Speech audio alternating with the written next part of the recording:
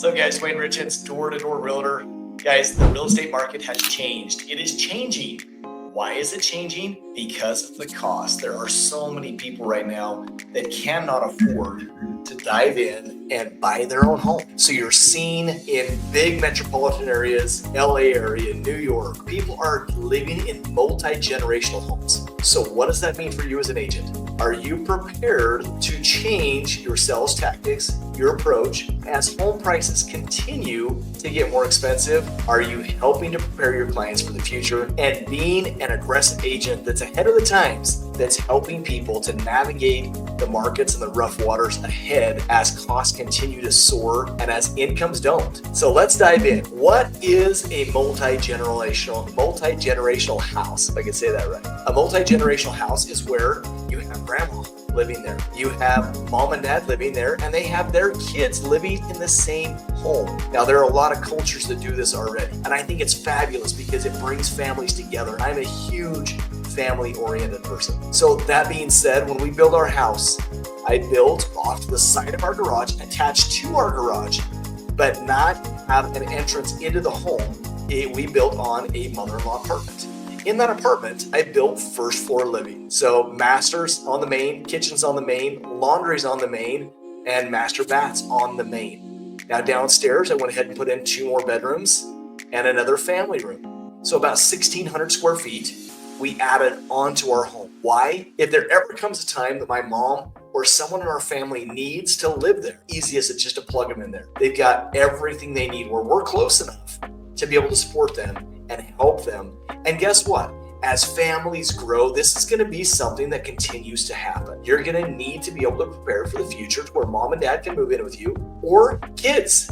How often are newlyweds getting married and cannot afford to go out and buy a house? This is what we're talking about by multi-generational living. So pave the way now. Learn what you need to know about multi-generational living, because this is going to become something that just happens more and more and more as costs are going up. You see this a lot in California. You see this a lot in New York because it's too expensive for one family to go and buy a house. So 2 or 3 families buy a house and it's a little bit crowded, but it works and they all share and pay for the house itself. So one thing to start thinking about is helping families get something that they can either rent out the basement to help generate that income. So finding accessory apartments, finding a duplex to where you can think outside the box as a real estate agent and help people be able to accomplish their goals even when the finances don't make sense. So as I've got a daughter right now that'll be out on her own here soon. She's living in Peru right now, serving a mission for our church. And when she gets back, that's one of the things I'm going to say, hey, go buy a place and rent it out to your roommates. Therefore, she's making money on an investment property while people are living with her. Go buy a duplex, live in one side, rent the other side. Go buy a house and have a accessory apartment or a basement apartment that she can rent out, rent the rooms, live debt-free, but own an asset that's gaining appreciation at 8 to 10% per year as she's just living. Don't throw away your money on rent. Too many people right now don't have a real estate agent like you that's learning all about this multi-generational homes or having income producing properties that allow them to build the ability to then make enough money to buy. Most people are stuck in the rental traps. Now, I love rentals. I have 68 doors that I own. Absolutely love rentals. I love people that rent from me, but it is the dumbest thing they could possibly do. All of their money's going in the garbage. Get out there, help them understand why they need to buy today.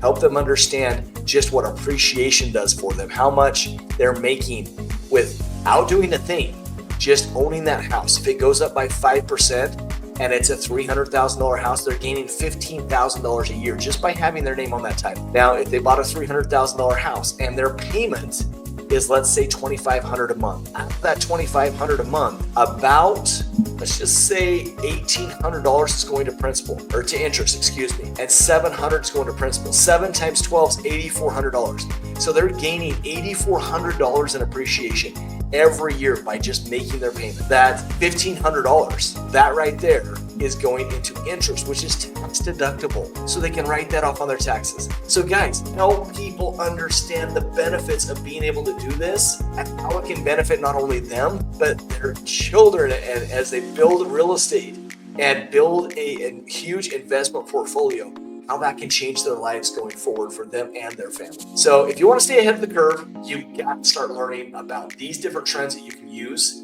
to help people get into real estate now rather than waiting.